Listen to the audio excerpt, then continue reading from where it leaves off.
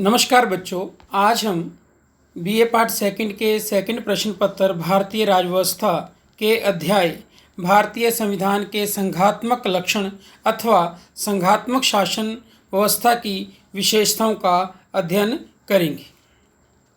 संघवाद वह तंत्र है जिसके द्वारा राज्य की सारी शक्तियों का विभाजन दो प्रकार की सरकारों के बीच हो जाता है। ये दो प्रकार की सरकारें केंद्रीय और राज्यों की सरकारों के रूप में होती हैं।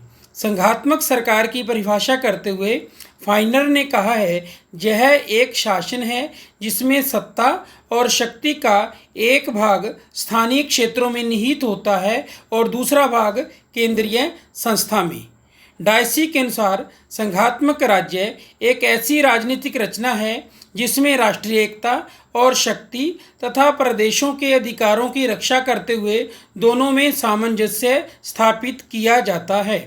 इसी प्रकार गार्नर के कथनानुसार ऐसी शासन प्रणालियों के केंद्रीय और स्थानीय संगठन एक प्रभुसत्ता के अंतर्गत स्थिर होते हैं और ये दोनों प्रकार अपने निश्चित अधिकार क्षेत्र की सीमाओं में जो सामान्य संविधान द्वारा निर्धारित की गई हैं सर्वोपरि होते हैं।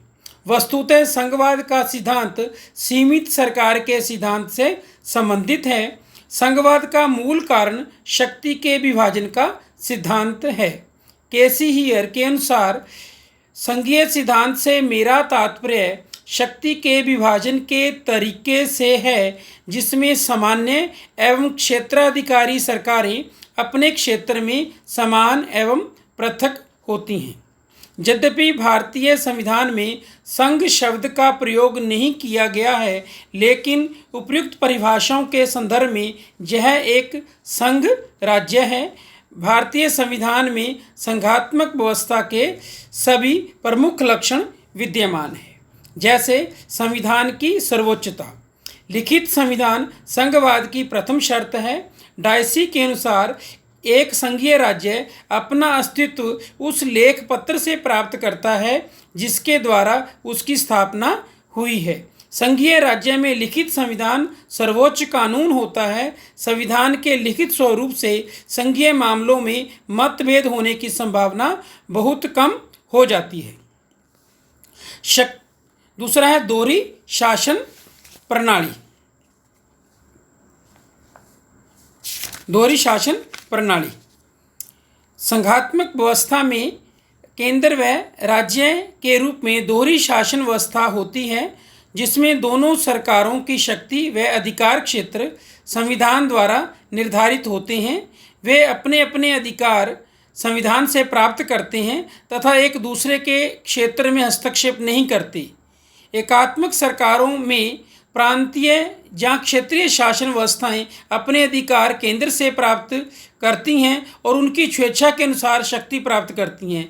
इस भावना तथा कसौटी के अनुरूप भारत में संघीय व्यवस्था विद्यमान है।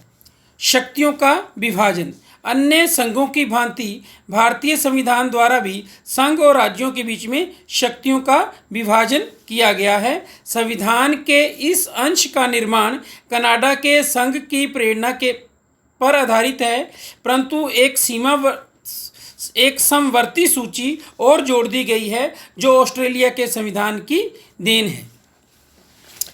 भारतीय संविधान की 7वीं अनुसूची में 3 सूचियां दी गई हैं: संघ जहाँ केंद्र सूची, राज्य सूची तथा समवर्ती सूची। तीनों सूचियों का संक्षिप्त परिचय निम्न प्रकार से है। संघ सूची, इसमें वे विषय शामिल हैं जिस पर कानून बनाने की शक्ति केवल संसद को प्रदान की गई है। इसमें प्राय वे विषय शामिल किए गए हैं जिनका संबंध राष्ट्रीय महत्व के विषयों से है। संघ सूची में मूलतः 97 प्रविष्टियां शामिल थी। संविधान लागू होने के बाद इसमें 5 बार संशोधन किए गए हैं। वर्तमान में इस सूची में 100 प्रविष्टियां शामिल हैं। दूसरा है राज्य सूची। इसमें शामिल विषयों पर राज्यों के विधानमंडलों को कानून बनाने की शक्ति प्राप्त है। साधारण स्थितियों में संसद इस शक्ति का उल्लंघन नहीं कर सकती। इस सूची में क्षेत्रीय अथवा स्थानीय महत्व के विषय शामिल हैं, जैसे लोक स्वास्थ्य, पुलिस, स्थानीय स्वशासन, कृषि, स्वच्छता इत्यादि। राज्य सूची में मूलतः 66 प्रविष्टियां शामिल थीं। बाद में 7वें संविधान संशोधन 1956 द्वारा 36वीं प्रविष्टि को हटाया गया, जबकि 42वें संविधान संशोधन द्वारा 1976 में 4 प्रविष्टियों 11, 19, 20 और 29 को हटा दिया गया। वर्तमान में इस सूची में संख्या की दृष्टि से 61 प्रविष्टियां शेष हैं। तीसरा है समवर्ती सूची। इसे तीसरी सूची भी कहते हैं। इसमें शामिल विषयों पर राज्य विधायिका तथा संसद दोनों को विधि निर्माण की शक्ति प्रदान की गई है। समवर्ती सूची में 47 प्रविष्टियां थीं। बाद में 5 प्रविष्टियां 42वें संविधान संशोधन 1976 के माध्यम से जोड़ी गई। इस प्रकार वर्तमान में समवर्ती सूची के अंतर्गत कुल 52 प्रविष्टियां हैं। अनुच्छेद 246 के उपबंधों के आधार पर निम्नलिखित निष्कर्ष निकाले जा सकते हैं। संसद को संघ सूची मतलब यूनियन लिस्ट के विषयों पर कानून बनाने की अनन्य अधिकार हैं। साधारण स्थितियों में राज्य विधानमंडल को राज्य सूची में शामिल विषयों पर कानून बनाने की अनन्य शक्ति है। अपवाद की स्थितियों में ही संसद राज्य सूची के विषयों पर कानून बना सकती है। संसद तथा राज्य विधानमंडलों दोनों को समवर्ती सूची में शामिल विषयों पर कानून बनाने की शक्ति है, परंतु यदि किसी विषय पर संसद तथा राज्य विधानमंडल के कानूनों में विरोध उत्पन्न होता है, तब संसद द्वारा निर्मित कानून को ही वैध माना जाएगा। नेक्स्ट है लिखित एवं कठोर संविधान।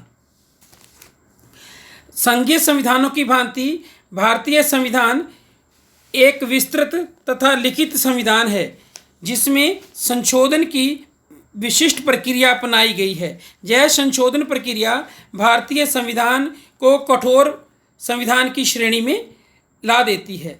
संविधान में संघ राज्य की शक्तियों में परिवर्तन संघ सरकार या राज्य सरकार की स्वतंत्र इच्छा से नहीं, अपितु दोनों की सहमति से होता है।